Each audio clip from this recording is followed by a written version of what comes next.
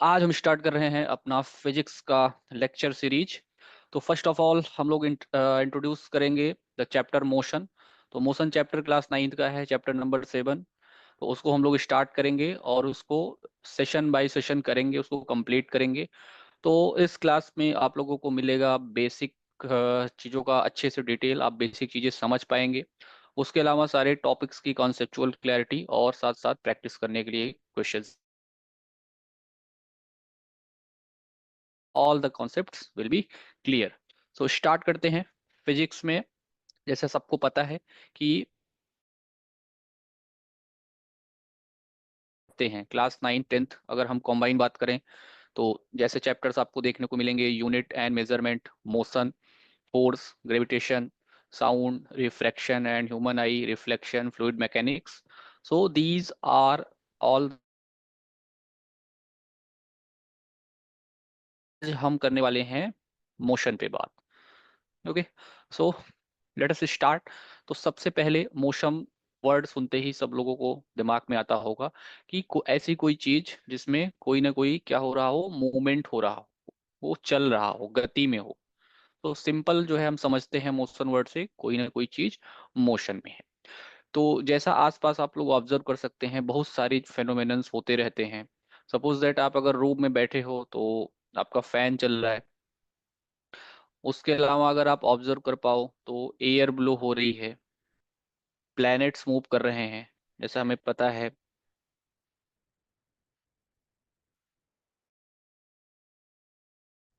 अर्थ जो है रिवॉल्व करती है सन को। उसके अलावा अगर हम बात करें तो हमारे बॉडी के अंदर बात करें तो हमारे बॉडी के अंदर भी बहुत सारे मैकेनिज्म मोशन के हो रहे हैं। जैसे हमारे वेन्स में ब्लड का फ्लो हो रहा है, शूज में वाटर मिनरल्स का मूवमेंट हो रहा है ना, एयर चल रही है। तो ये सारी चीजें हम लोग देख सकते हैं कि मोशन में है। हम कहेंगे कि ये चीजें चल रही हैं। रोड्स पर ऑटोमोबाइल्स चल रहे हैं, हमें कहीं जाना हुआ तो हम मूव कर रहे हैं, हमारी बॉडी मूव कर रही है। तो इस तरीके से बहुत सारी चीजें जो है वो रहती हैं। तो सबसे पहले इसके बेसिक डेफिनेशन को हम लोग क्लियर करेंगे। यहाँ पे आप डेफिनेशन देख सकते हैं कैसे डिफाइन किया गया है। Motion is the change in the position of an object over time. Science के हिसाब से अगर आप इसको डिफाइन करेंगे तो कैसे डिफाइन करेंगे कि अगर कोई ऑब्जेक्ट जो है अपनी पोजीशन टाइम बीतने के साथ, तो वो ऑब्जेक्ट क्या है, वो मोशन में है। फॉर एग्जाम्पल यहाँ पे एक एटॉमिक स्ट्रक्चर दिया गया है, ये बीच में न्यूक्लियस है, रिवॉल्व करते हैं। तो सपोज दैट अभी 0 सेकंड पे इलेक्ट्रॉन यहाँ है, 2 सेकंड के बाद इलेक्ट्रॉन मूव करके यहाँ पहुंच जाएगा, फिर 4 सेकंड के बाद ये यहाँ पहुंच जाएगा। तो हम देख सकते हैं कि बीतते हुए समय के साथ इलेक्ट्रॉन अपनी पोजीशन चेंज कर रहा है। इसका मतलब इस इलेक्ट्रॉन में मोशन हो रहा है। Is it clear? तो यहाँ पे आप जैसा कि देख सकते हैं, just give me a minute.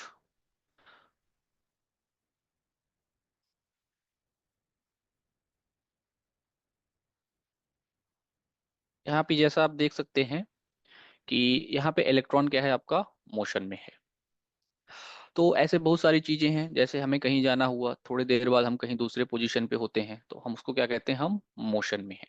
अगर कोई ऑब्जेक्ट अपनी पोजीशन चेंज नहीं कर रहा है विथ रिस्पेक्ट टू टाइम, तो इसका मतलब वो क्या है, रेस्ट में है। It is in rest position. तो रेस्ट पोजीशन को हम कैसे डिफाइन करेंगे कि in rest the position of an object does not change with respect to the time. इस तरीके से हम रेस्ट को डिफाइन कर सकते हैं। तो ये हो गया मोशन और रेस्ट की डेफिनीशन। अब यहाँ पे एक और कॉन्सेप्ट को इंट्रोड्यूस करते हैं हम। मोशन के बारे में बोला जाता है कि motion is an relative term. Motion क्या है, एक रिलेटिव टर्म है। इसमें एक काफी इंटरेस्टिंग कॉन्सेप्ट छुपा हुआ है। सो let us understand it. Motion is an relative term. Motion क्या है, एक रिलेटिव टर्म है। रिलेटिव टर्म कहने का मतलब ये है कि उसको एक एग्जांपल से हम लोग समझते हैं। सो फॉर एग्जाम्पल जैसे आप एक कमरे में बैठे हुए हो, कि आप रेस्ट में हो या मोशन में हो। सपोज दैट आप एक रूम में बैठ के पढ़ रहे हो और यहाँ से आपको पूछा जाए, यहाँ पे आप बैठ के पढ़ रहे हो और यहाँ पे आपका कोई दोस्त है, कोई भी है, अगर उससे पूछा जाए या ऐसे ही मैं जनरली पूछूं कि एक बच्चा कमरा में बैठ के पढ़ रहा है, तो आप वो रेस्ट में है या मोशन में है, जनरली सब लोग आंसर करेंगे वो तो रेस्ट में है, क्योंकि वो कोई मूवमेंट नहीं शो कर रहा है, उसकी पोजीशन जो है वो समय के साथ नहीं बदल रही है। वो 10 मिनट पहले भी यहीं बैठ के पढ़ रहा था, अब भी यहीं बैठ के पढ़ रहा है, एज लाइक यू आप बैठ के पढ़ रहे हो। लेकिन अगर मैं थोड़ा सा इसके पर्सपेक्टिव को थोड़ा सा बड़ा करें, तो हम क्या पाएंगे, थोड़ा सा इसके पर्सपेक्टिव को अगर हम लोग बड़ा करें तो पाएंगे कि ये जो अपना रूम है वो कहाँ है, अर्थ पे है। अर्थ पे एक रूम है, यहाँ पे एक बच्चा बैठा हुआ है। अगर हम देखने की पोजीशन चेंज कर दें, सपोज दैट कोई यहाँ स्पेस से उसको देख रहा है, स्पेस से ऊपर से, बहुत ऊपर से देख रहा है, तो उसको क्या दिखेगा कि ये अर्थ जो है वो क्या कर रही है, अर्थ रिवॉल्व कर रही है, रोटेशनल मोशन कर रही है। तो उस हिसाब से इस पे जितनी भी चीजें हैं अर्थ पे, इसी अर्थ पे उसका घर है, उसी पे कमरा है उसका, उसी में वो बैठा है। तो देखने की पोजीशन के हिसाब से क्या हो गया, अभी सेम फेनोमेनन है, लेकिन यहाँ पे हम कहेंगे कि बच्चा क्या है, मोशन में है। इसका मतलब क्या हुआ, इसका मतलब ये हुआ कि कोई भी ऑब्जेक्ट मोशन में है या रेस्ट में है, ये इस बात पे डिपेंड करता है कि ऑब्जर्वर की पोजीशन, देखने वाला है उसकी पोजीशन क्या है, उसकी पोजीशन पे डिपेंड करता है। इज इट क्लियर, एक और एग्जांपल से समझते हैं। इसी वजह से यहाँ पे बोला गया है कि motion is an relative term, motion एक रिलेटिव टर्म है। किसी के लिए कोई चीज मोशन में हो सकती है और सेम चीज किसी के लिए मोशन में नहीं भी हो सकती है। तो इसको देखते हैं।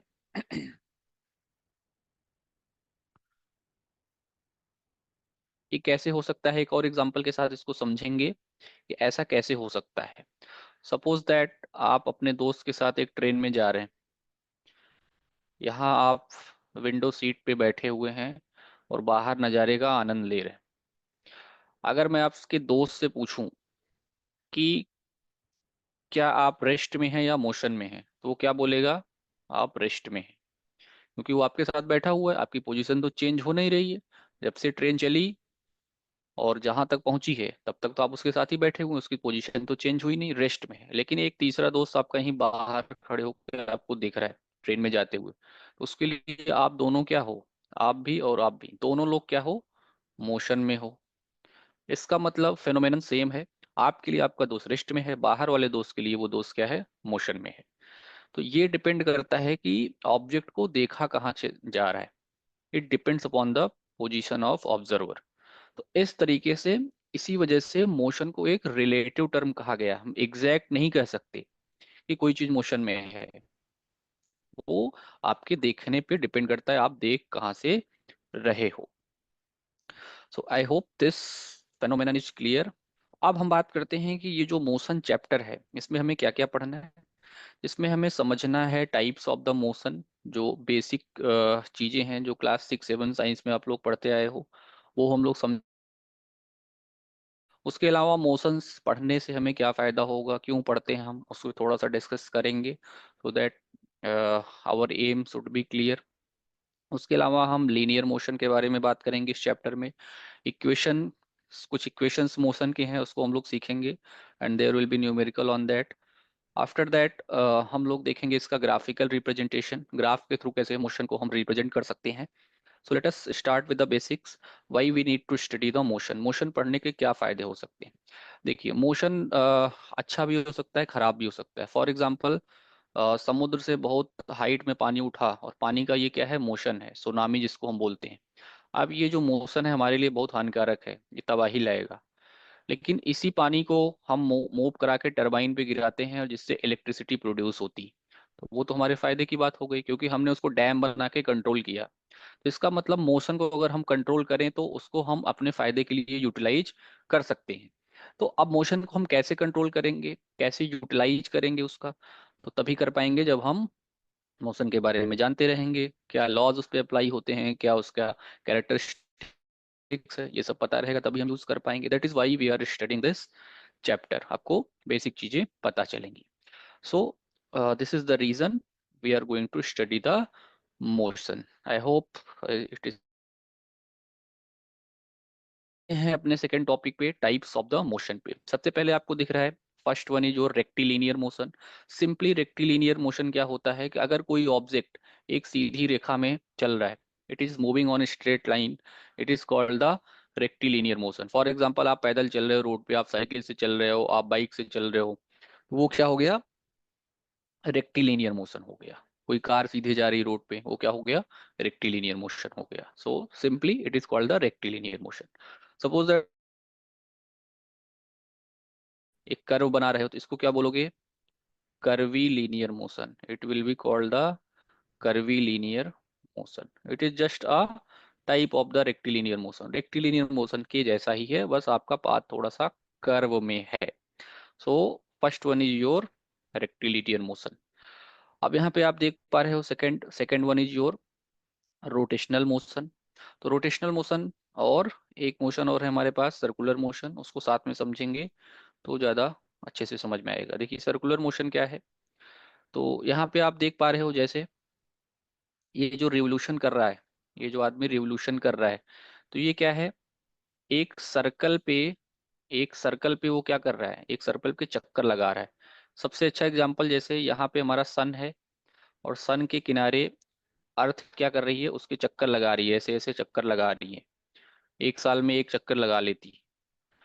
तो अब ये जो क्या कर रही है, सर्कुलर पाथ पे ये मूव कर रही है। या जैसे आपने सर्कुलर चौराहे देखे होंगे, सर्कल चौराहा होता है, उस पे आप बाइक चला रहे हो गोल गोल घूम के ऐसे, तो ये आप एक सर्कल पे मूव कर रहे हो, तो इसको हम क्या बोलेंगे, सर्कुलर मोशन।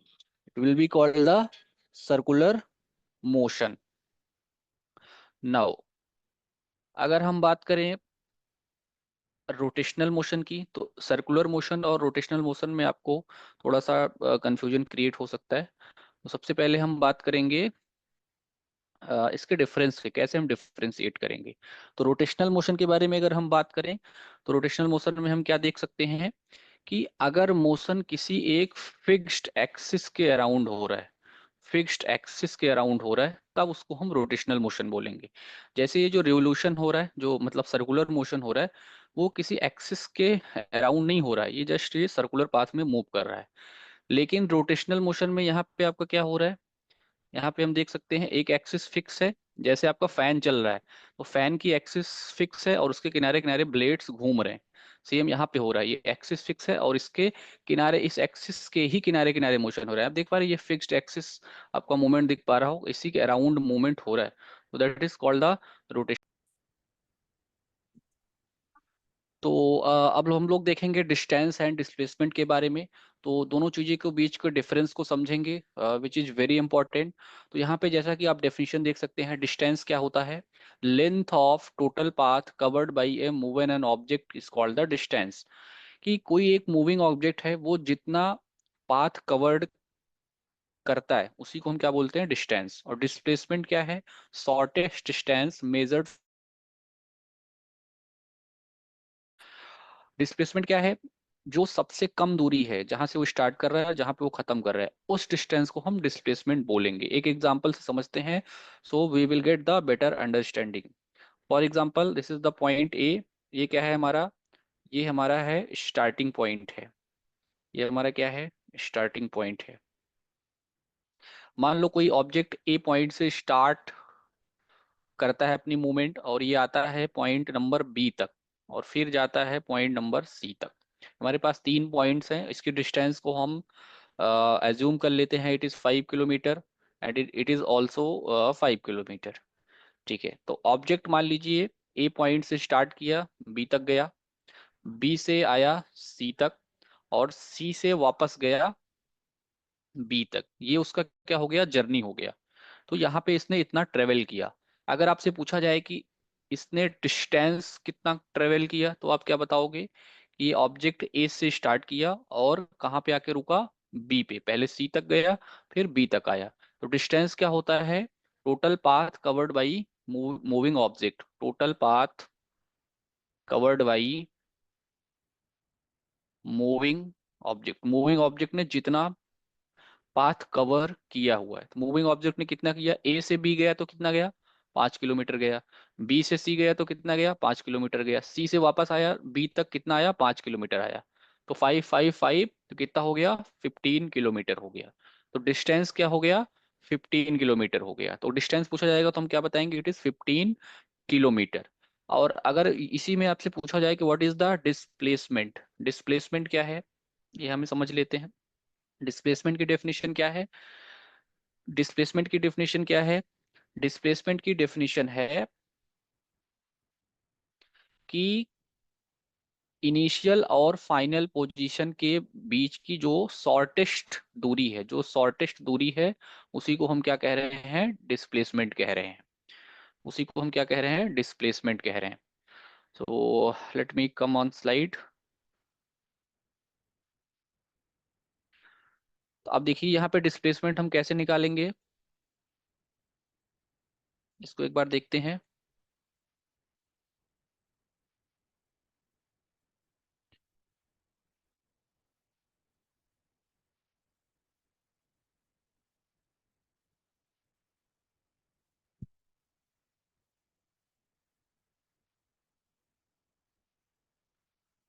यस,